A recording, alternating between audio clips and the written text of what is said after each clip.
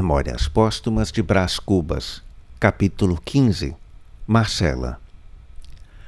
Gastei 30 dias para ir do Rócio Grande ao coração de Marcela, não já cavalgando o corcel do cego desejo, mas o asno da paciência a um tempo manhoso e teimoso. Que, em verdade, há dois meios de granjear a vontade das mulheres: o violento, como o touro de Europa, e o insinuativo, como o cisne de Leda e a chuva de ouro de Danae, três inventos do padre Zeus que, por estarem fora de moda, aí ficam trocados no cavalo e no asno. Não direi as traças que urdi, nem as peitas, nem as alternativas de confiança e temor, nem as esperas baldadas, nem nenhuma outra dessas coisas preliminares. Afirmo-lhes que o asno foi digno do corcel. Um asno de Sancho, deveras filósofo, que me levou à casa dela no fim do citado período. Apeei-me, bati-lhe na anca e mandei-o pastar. Primeira comoção da minha juventude, que doce que me foste! Tal devia ser, na criação bíblica, o efeito do primeiro sol. Imagina tu esse efeito do primeiro sol a bater na chapa da face de um mundo em flor. Pois foi a mesma coisa, leitor amigo, e se alguma vez contaste 18 anos, deves lembrar-te que foi assim mesmo. Teve duas fases a nossa paixão, ou ligação, ou qualquer outro nome, que eu de nomes não curo. Teve a fase consular e a fase imperial. Na primeira, que foi curta, regemos o Xavier e eu, sem que ele jamais acreditasse dividir comigo o governo de Roma. Mas quando a credulidade não pôde resistir à evidência, o Xavier depôs as insígnias e eu concentrei todos os poderes na minha mão. Foi a fase cesariana.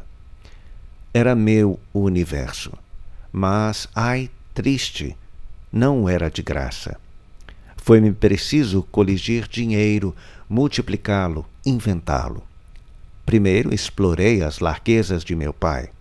Ele dava-me tudo o que eu lhe pedia, sem repreensão, sem demora, sem frieza. Dizia a todos que eu era rapaz e que ele o fora também. Mas a tal extremo chegou o abuso que ele restringiu um pouco as franquezas. Depois mais, depois mais. Então recorri à minha mãe e induzia a desviar alguma coisa que me dava às escondidas. Era pouco. Lancei mão de um recurso último. Entrei a sacar sobre a herança de meu pai, a assinar obrigações que devia resgatar um dia com usura.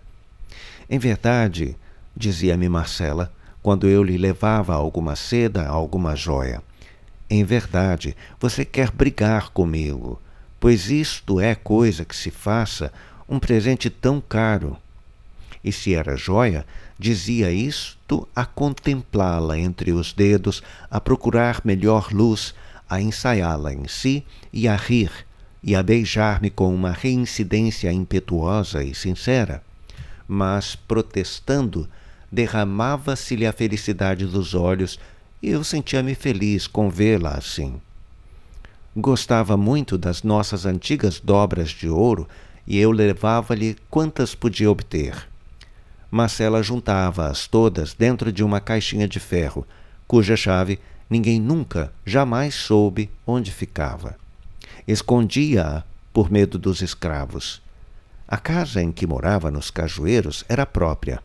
Eram sólidos e bons os móveis, de jacarandá lavrado, e todas as demais alfaias, espelhos, jarras, baixela, uma linda baixela da Índia que lhe doara um desembargador.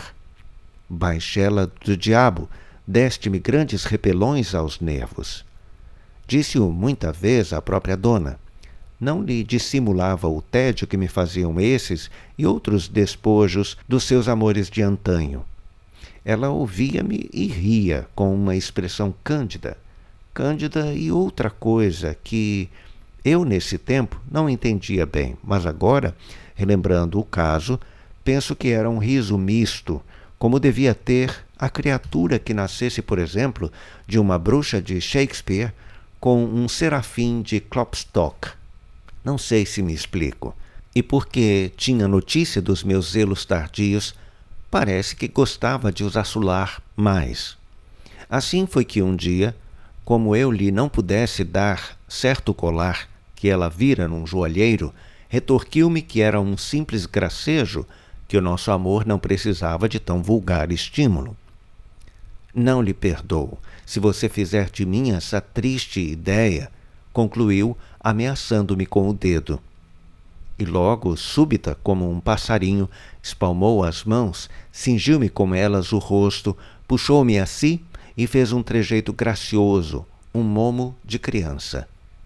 Depois, reclinada na marquesa, continuou a falar daquilo com simplicidade e franqueza.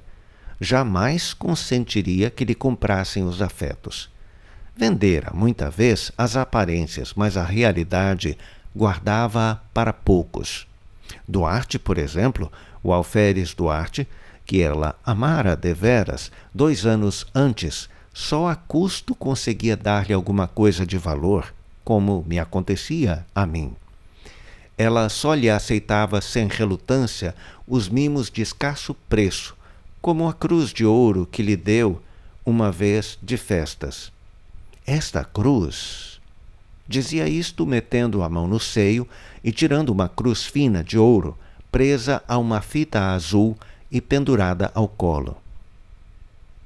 Mas essa cruz, observei eu, não me disseste que era teu pai que... Marcela abanou a cabeça com um ar de lástima. Não percebeste que era mentira, que eu dizia isso para te não molestar? Vem cá, Chiquito, não sejas assim desconfiado comigo. Amei a outro, que importa, se acabou. Um dia, quando nos separarmos... Não diga isto, bradei eu. Tudo cessa. Um dia... Não pôde acabar. Um soluço estrangulou-lhe a voz. Estendeu as mãos, tomou das minhas, conchegou-me ao seio e sussurrou-me baixo ao ouvido. Nunca, nunca, meu amor. E eu agradeci-lhe com os olhos úmidos. No dia seguinte levei-lhe o colar que havia recusado. Para te lembrares de mim quando nos separarmos, disse eu.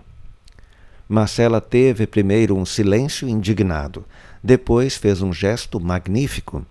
Tentou atirar o colar à rua. Eu retive-lhe o braço. Pedi-lhe muito que não me fizesse tal desfeita, que ficasse com a joia. Sorriu e ficou. Entretanto, pagava-me à farta os sacrifícios, espreitava os meus mais recônditos pensamentos. Não havia desejo a que não acudisse com alma, sem esforço, por uma espécie de lei da consciência e necessidade do coração. Nunca o desejo era razoável, mas um capricho puro, uma criancice. Vê-la trajar de certo modo, com tais e tais enfeites, este vestido e não aquele, ir a passeio ou outra coisa assim, ela cedia a tudo, risonha e paureira. Você é das Arábias, dizia-me.